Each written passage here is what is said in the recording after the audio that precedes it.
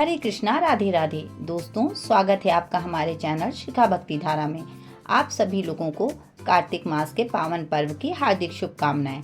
इस महीने में भगवान की भक्ति और पूजा अर्चना करने से मनुष्य का कई पुण्यों की प्राप्ति होती है और सारी इच्छाएं भी पूर्ण होती हैं। कार्तिक का ये महीना अनंत फल देने वाला है। इस महीने में किए गए किसी भी कर्म का फल हमें कई गुना बढ़ के मिलता है। इसलिए हमें प्रयास करना चाहिए कि ज़्यादा से ज़्यादा अच्छे कर्म करने चाहिए। इसलिए आपको बता दें कि अब कार्तिक मास के कुछ ही दिन शेष बचे हैं, तो हमें इन बचे हुए शेष दिनों में ऐसे कर्म करने हैं जिससे पूरे कार्तिक मास के पुण्यों का फल हमें इन बचे 5 दिनों में अधिक से अधिक अर्जित कर लें। आपको पता है कि अब कार्तिक पूर्णिमा आने में कुछ ही दिन हैं और इन दिनों में कुछ विशेष पर्व भी हैं, जैसे देवउठनी एकादशी, तुलसी विवाह, पंचभीकु का व्रत नियम और देव दीपावली इत्यादि। इन सभी पर्वों में अधिक से अधिक अच्छे कर्मों द्वारा पुण्य अर्जित करें। इसलिए आज हम आपको अपने इस वीडियो में देवउठनी एकादशी के बारे में चर्चा करेंगे कि देवउठनी एकादशी कब है, कब पड़ रही है इसकी तिथि, शुभ मुहूर्त, महत्व और जानेंगे पारण का समय। तो चलिए वीडियो शुरू करते हैं। इस बार कार्तिक माह की एकादशी 11 नवंबर को शाम के 6:46 से 12 नवंबर की शाम को 4:04 तक रहेगी। ऐसे में 12 नवंबर की उदया तिथि में होने के कारण देवउठनी एकादशी का व्रत इसी दिन रखा जाएगा, यानी देवउठनी एकादशी 12 नवंबर को पड़ेगी। शुभ मुहूर्त के बारे में जानते हैं।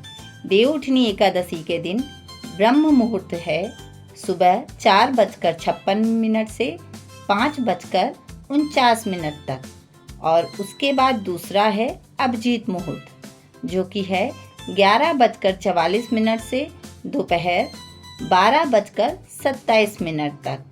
इसके अलावा देवउठनी एकादशी पे 5 शुभ योग भी बन रहे हैं, जो इस प्रकार हैं। पहला है सर्वार्थ सिद्धि योग, जो कि 12 नवंबर सुबह 7:52 से अगले दिन यानी 13 नवंबर को सुबह 5:40 तक के बीच है।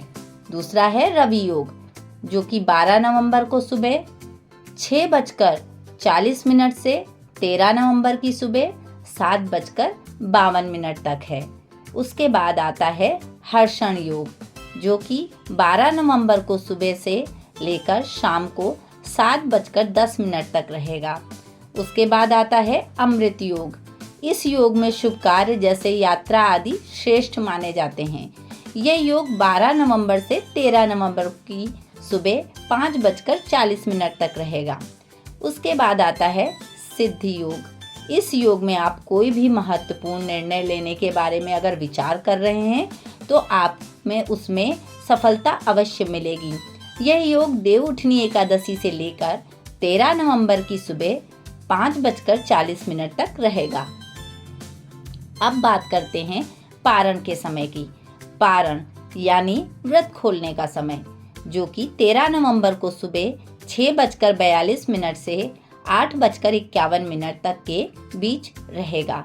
इस समय में आप अपना व्रत खोल सकते हैं। आपको बता दें कि 13 नवंबर को जो द्वादशी समाप्त होने का समय है वो दोपहर को 1:01 PM तक है। अब आपको बताते हैं देवउठनी एकादशी के महत्व के बारे में। तो कार्तिक मास के शुक्ल पक्ष की एकादशी को देवउठनी एकादशी के रूप में मनाया जाता है। इस बार ये एकादशी 12 नवंबर मंगलवार को पड़ रही है। इस दिन शालिग्राम और तुलसी विवाह की भी विशेष परंपरा है। वैसे तो आप देवउठनी एकादशी को कार्तिक पूर्णिमा तक कभी भी तुलसी विवाह करा सकते हैं, किंतु कुछ लोग एकादशी को और कुछ लोग द्वादशी को भी तुलसी विवाह कराते हैं। आषाढ़ शुक्ल एकादशी से कार्तिक शुक्ल दशमी के मध्य चातुर्मास में पौराणिक कथाओं के अनुसार श्री हरि विष्णु योग निद्रा में रहते हैं, जिस कारण शास्त्रीय परंपरा के अनुसार विवाह कार्य आदि रुक जाते हैं। लेकिन 12 नवंबर 2024 से सभी शुभ कार्य शुरू हो जाएंगे। देवउठनी एकादशी स्वयं सिद्ध साया होने से इस दिन विवाह संस्कार के लिए पंचांग शुद्धि की भी आवश्यकता नहीं होती है। विशेष रूप से 12 नवंबर को देवउठनी एकादशी पर पूरे दिन सर्वार्थ सिद्धि योग उपस्थित रहेगा, इसलिए इस बार देवउठनी एकादशी का महत्व और भी बढ़ जाएगा। देवशयनी से योग निद्रा में गए भगवान विष्णु 4 महीने बाद देवोत्थान एकादशी पर अपनी योग निद्रा से जागते हैं। इसे प्रबोधनी एकादशी के नाम से भी जाना जाता है। इस दिन तुलसी विवाह भी कुछ लोग कराते हैं और इस दिन से 4 महीनों से वर्जित रहे शुभ कार्य जैसे विवाह, उपनयन, मुंडन आदि संस्कार भी प्रारंभ हो जाएंगे। और देवोत्थान एकादशी पर भगवान विष्णु के योग निद्रा से जागने के बाद सभी देवी देवता भगवान विष्णु और माँ लक्ष्मी की एक साथ पूजा करके देव दीपावली भी मनाते हैं। देव उठनी एकादशी का महत्व बहुत ही बड़ा है और इस एकादशी से ही सभी मांगलिक कार्य प्रारंभ हो जाते हैं। इसलिए इस एकादशी का महत्व शास्त्रों में अनंत पुण्यों की प्राप्ति के वाला बताया गया है। अब हम अपने अगले वीडियो में आपको देव किस प्रकार बनाए जाते हैं, उन्हें कैसे उठाया जाता है और किस प्रकार उनकी पूजा की जाती है, सभी चीज़ की जानकारी अगले वीडियो में लेके फिर प्रस्तुत होंगे। तब तक के लिए अगर आपको ये वीडियो पसंद आया हो, दी गई जानकारी अच्छी लगी हो तो प्लीज़ लाइक, शेयर व सब्सक्राइब करना बिल्कुल ना भूलें।